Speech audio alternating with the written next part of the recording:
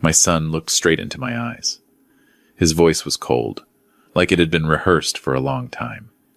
"You are no longer my parents." Those words landed just minutes before his wedding ceremony was about to begin. I stood in the carpeted hallway, thick and quiet, holding the wedding gift envelope still damp with sweat. And in that moment I understood something clearly. I had just been pushed out of the life of the child I had raised for 30 years. Outside, guests were laughing. Cameras were flashing. Life was moving forward as planned. And me, for the first time in my life, I was being asked to leave in silence. Before I continue with what happened that day, take a moment to subscribe to the channel and leave a comment where you are listening to this story. Your support helps real family stories like this continue to be told. And now, back to that moment. I was still standing there, the envelope in my hand, and the door behind my son slowly began to close. I didn't say anything after that.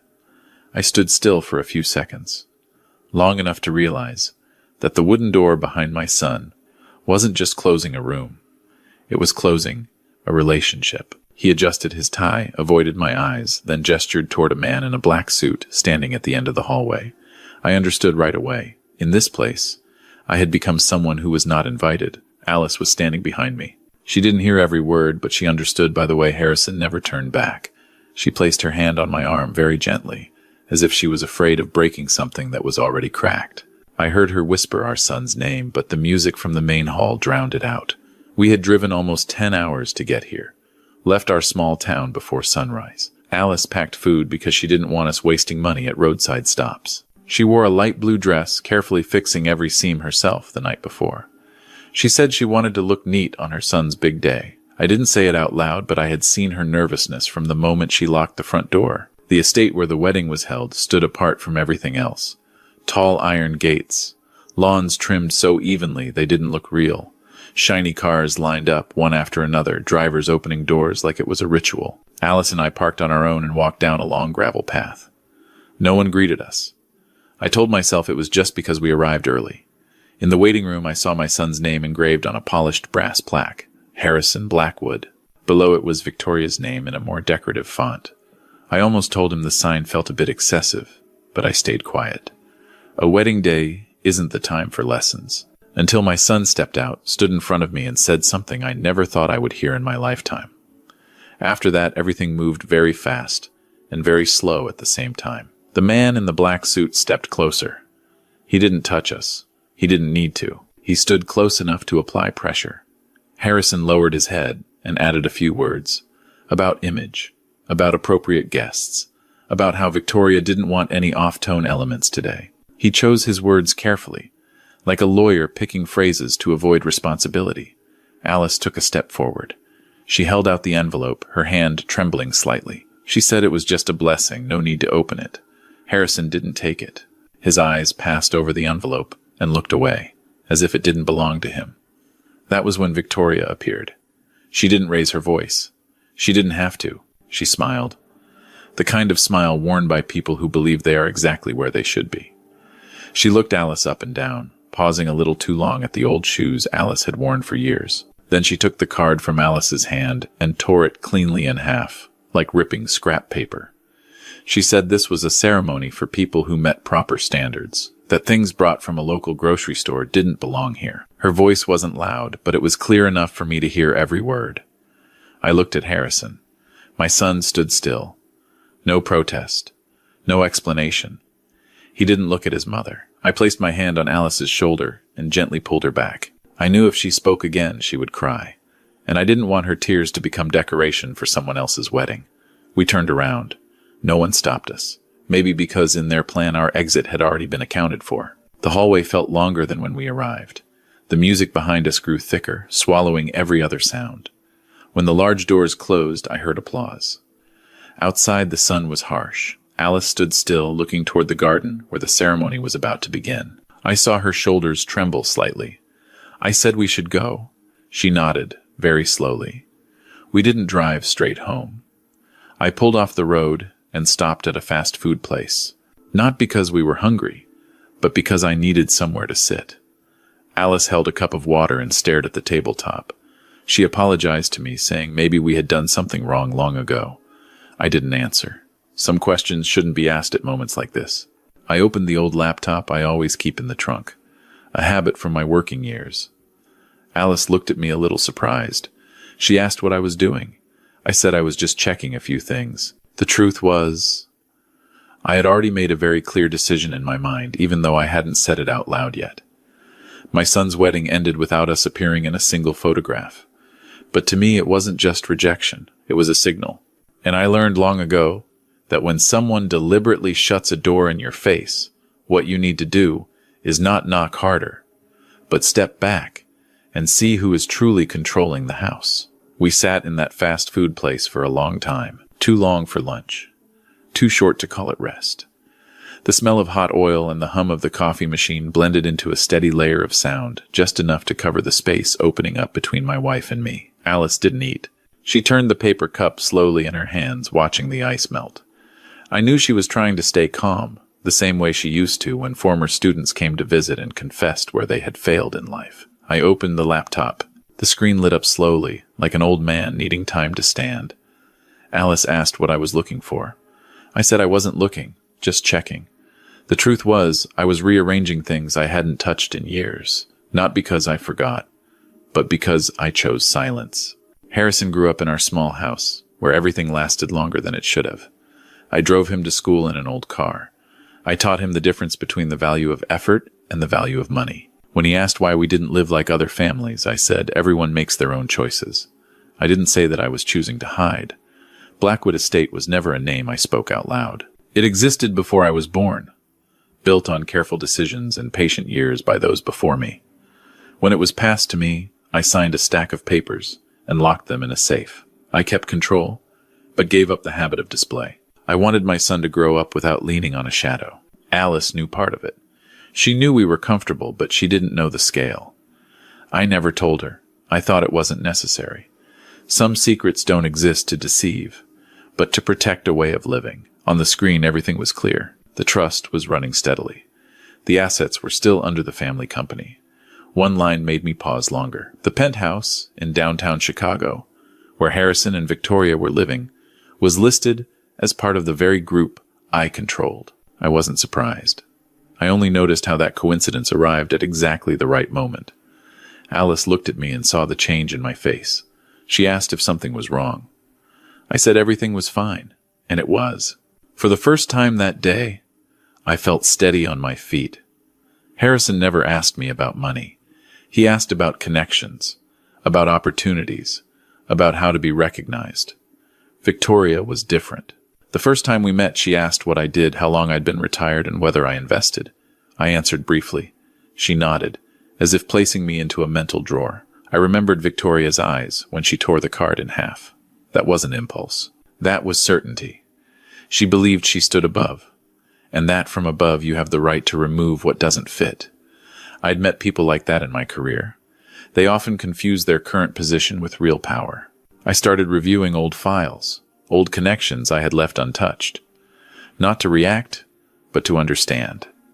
I wanted to know what had changed Harrison so quickly. My son wasn't someone who cut ties easily. Something had been placed in his mind piece by piece, enough to make him believe his parents were a burden. Alice finally took a bite of her sandwich. She said, "Maybe we should head home early." I nodded, but didn't shut the laptop. I saved a few things, sent them to myself. Old habits. Back when I worked as an inspector, I learned never to ignore small details. They often lead to very large doors. On the drive back, Alice fell asleep. She was exhausted. I drove along familiar roads, thinking about the years behind us. I didn't feel angry. I felt regret. Regret for a child who chose to cut his roots in order to stand higher. Regret for a wedding day that should have been a beginning, but became a pause.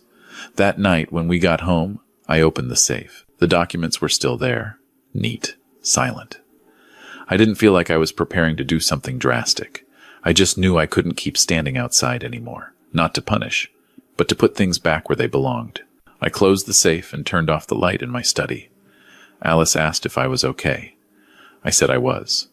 And this time, I believed it. Because when the truth is hidden for too long, it doesn't disappear. It just waits to be faced. And I knew that day had begun. The moment my son turned his back on me, in that thick carpeted hallway in Chicago. I didn't start by confronting my son. I knew that if I did, everything would slide in another direction, one where emotions took control and the truth became distorted. Instead, I did what I had done for years in my work. I observed, I gathered, and I waited for the picture to reveal itself. In the days after the wedding, Harrison didn't call. Alice didn't reach out either. She was afraid, not of our son, but of making things worse. I respected that silence, but I didn't stay still. I began with the smallest things. Harrison's work schedule, the professional connections he had mentioned in past conversations, names that kept coming up, names I hadn't paid attention to before. I didn't need help. I only needed time. Victoria appeared at almost every intersection. She was present at partner meetings, at social events, and carefully arranged posts online. Everything looked perfect. Too perfect. I had learned that when someone controls their image too tightly, they are usually hiding something that doesn't sit right. I followed an old connection, someone I had worked with before retirement. Not to ask for favors, just to ask questions. The answer came slowly, but it was clear. Victoria had her own schedule separate from her husband. She was meeting an older man, someone with influence in the field Harrison was trying to break into. That man also happened to be the largest partner of Harrison's company. I didn't rush to conclusions. I checked again, then again, and a third time. What emerged wasn't a personal mistake. It was a chain of deliberate choices. Victoria was building an exit for herself, while placing Harrison out front to absorb the risk. Documents, vague clauses, signatures placed in the right spots, at the wrong time. My son isn't foolish, but he is trusting the wrong person. What hurt me the most wasn't the betrayal between a young couple. It was the way Victoria planted doubt in Harrison's mind about his own parents. I read messages sent in a very familiar tone. Concern on the surface, protection pretended, and then careful guidance. She told him that Alice and I didn't support him, that we were holding him back, that we might even side with competitors, just to keep him small. Harrison believed it. Not completely, but enough to pull away, enough to turn his back in that hallway. I sat alone in my study, staring at the lines on the screen. I didn't feel anger. I felt a cold, empty space, where trust used to live. Alice came in with a cup of tea. She asked if I had found anything. I said yes, but it wasn't time to say everything. She didn't ask more. She always knows when to stop. I knew I had two options: expose everything at once and wake my son with a shock, or put things back into position first, so that when the truth surfaced, it wouldn't cause unnecessary collapse. I chose the second path. I started with the debt. Harrison's company was under more financial pressure than he realized. The terms were written to look manageable, but they were a slow trap. I bought those obligations through layers of intermediaries, quietly, legally. No one in Harrison's office knew. No one in Victoria's family noticed. To them, it was just a technical shift. To me, it was a line being drawn. I didn't do this to control my son. I did it to keep him from falling freely when the truth finally arrived. Over the years, I've seen people lose everything, not because of mistakes, but because no one was there to catch them when they trusted the wrong person. When everything was in my hands, I stopped. I didn't move further. I waited. Victoria continued her performance. Harrison kept chasing meetings and promises. Alice sometimes asked if we should tell him the truth. I shook my head. Some lessons can't be taught with words. They have to be seen. That night I didn't sleep much, not from worry, but from weighing every next step. I didn't want to destroy anyone. I only wanted the light turned on. In a room people had grown too comfortable leaving dark. When the sun came up, I knew I was ready, not to strike back, but to end a chain of misunderstandings that had gone too far. I also knew that when the truth is placed on the table, not everyone has the calm to face it, but that was no longer something I could control. I closed the laptop, stood up, and felt my heartbeat settle again. I've lived long enough to understand that justice doesn't need to be loud. Sometimes it only needs to arrive at the right moment. And I was waiting for that moment. The moment came sooner than I expected. A month had passed since the wedding, long enough for the rumors to settle, long enough for the edited photos to be posted, and long enough for Harrison to believe everything was back on the track he wanted. I didn't interfere. I only watched. The charity gala took place on a Saturday night at an old hotel overlooking the river. Alice didn't want to go. She said she didn't belong in places like that. I told her this time we weren't going to belong. We were going to stand where we were supposed to stand. The car stopped at the red carpet. I saw the lights reflecting off the glass, heard the steady rhythm of high heels on stone. Alice held my hand a little tighter. I felt her heartbeat. Familiar, uneasy. I told her softly that we would walk slowly. There was no need to rush. Inside, everything was brighter than necessary. Short conversations, calculated handshakes. I saw Harrison from a distance standing beside Victoria. His suit fit well. His face carried a confidence I hadn't seen before. Victoria tilted her head, smiled at the right moments. She looked like she belonged. We were guided to the section reserved for honorary guests. Alice stopped. She looked at me as if asking whether there had been a mistake. I shook my head. There wasn't. Victoria saw us first. Her expression froze for a brief moment, then smoothed itself out. Harrison followed her gaze. He stood still. I couldn't read his face, only the confusion he was trying to suppress. I didn't walk toward them. I didn't need to. I knew the stage would call my name on its own. When the host began introducing the sponsors, the room gradually quieted. I heard my name spoken aloud. No grand titles, just clear and simple.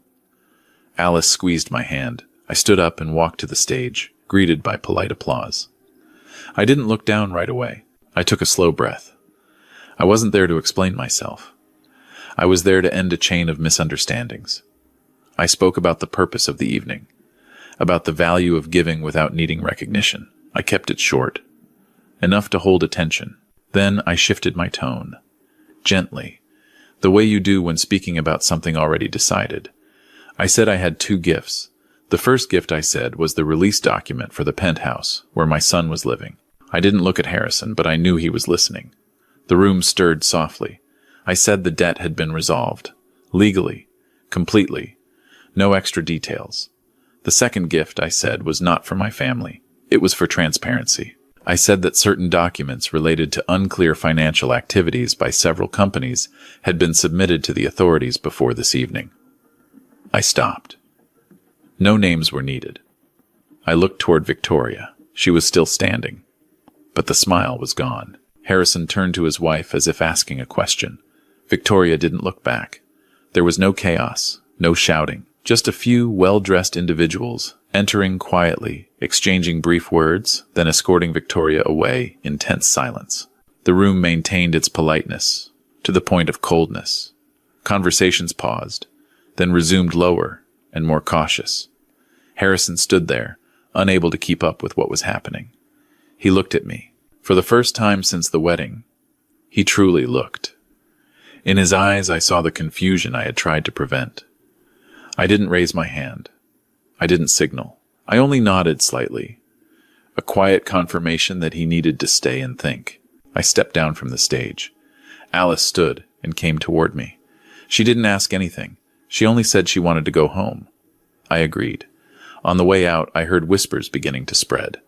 Unclear, incomplete. I knew that by morning the story would be rewritten in many different ways. That no longer mattered. In the car, Alice asked if I felt lighter. I thought for a moment, then said I felt more aligned. She nodded. That night, Harrison didn't call. I wasn't expecting him to. Some conversations need time before they can exist. When we got home, I opened the door to my study and looked at the safe still closed.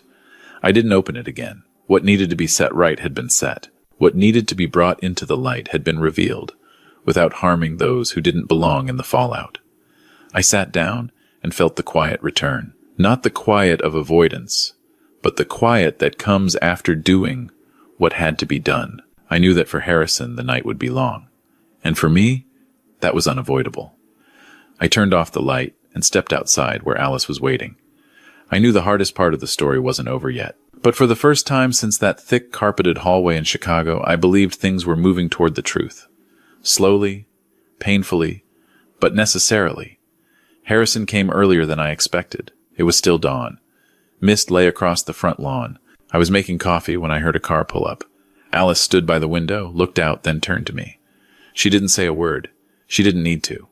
My son stood on the porch for a long time before knocking. When I opened the door, he lowered his head, not out of politeness, but because he didn't know where to begin. His face looked thinner than I remembered, as if in a single night he had been forced to look back on his entire life. We sat in the old living room, the same place where Harrison used to lie on the floor, doing homework as a boy.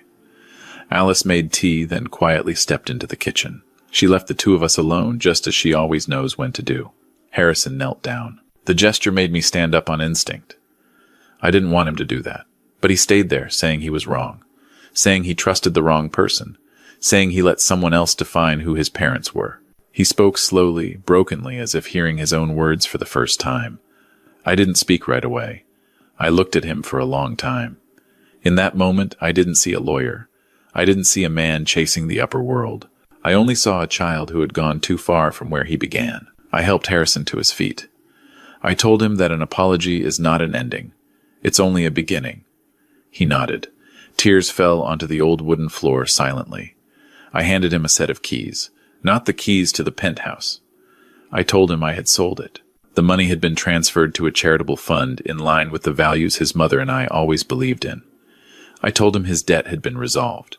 No one was chasing him anymore. But I was very clear about one thing. He was no longer standing on any platform I had built for him. I showed him a small apartment near the city center. Enough to live, enough to start again. I said, I'm not giving you an easy life. I'm giving you a chance to begin again. Harrison gripped the keys tightly as if they were the heaviest thing he had ever held. Alice came back into the living room. She placed her hand on our son's shoulder. She didn't say much, only that she hoped he would be well, and that she hoped he would remember this family is not a place for comparison, but a place to return to when there is nothing left to prove. In the days that followed, Harrison moved out. He didn't ask about money again. He found a new job, smaller, less glamorous. I didn't interfere. I only watched from a distance the way a father should when his child is old enough to take responsibility. Alice and I began a different life. Not richer, not poorer. We went to places we had always wanted to visit but kept postponing. No rush, no display, just living at our own pace. One afternoon, we stood by Lake Michigan. The wind was gentle, the water reflected the sunset. Alice held my hand and asked if I had any regrets. I thought for a moment, then shook my head. I said some losses are necessary to protect values that cannot be replaced. I turned toward the camera, not to speak to anyone in particular, but as if speaking to myself. I said that family is not built on status or money. It is built on respect. When you cut off your roots to reach for the sun, you will soon wither in that very light. The sun sank lower. Alice and I stood there, saying nothing more. Our story didn't end with punishment. It ended with understanding.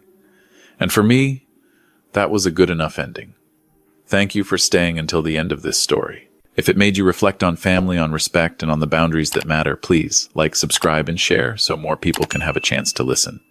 Every bit of support helps real stories like this continue to be told. The message I want to leave you with is simple. Family is not a place to display success, but the place where we learn how to be human before we learn how to succeed.